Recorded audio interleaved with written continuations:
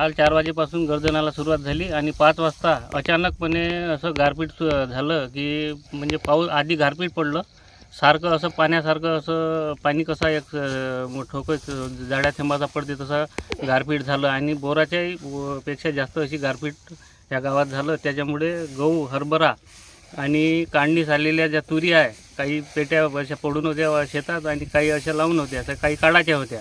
हे सगळ्या शेंगा फुटून किंवा हरभरा जो खाली जमिनीवर पडून होता पूर्ण फुटला आहे आणि गव्हाचं पूर्ण नुकसान झालं आहे। तर 100% नुकसान हे गव्हाचं झालेलं आहे आणि हरभराही पूर्ण काढणीस आलेला पूर्ण ओला झालेला आहे।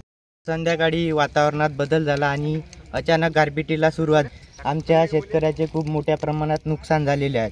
चना, हरभरा, गहू, तुरी अशा अनेक पिकांचे मोठ्या प्रमाणात नुकसान झाले आहे। तरी आधीच शेतकऱ्याला पीक विमा नाही भेटला, अतिवृष्टी नाही भेटली, बोंडअळी नाही, बोंडअळीचा मोठ्या प्रमाणात कपाशीवर प्रादुर्भाव झालेला आहे।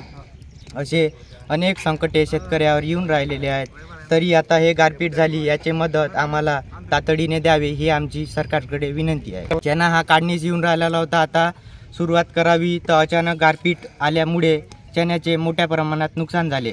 आता या चण्यातून खर्च पण निघत नाही।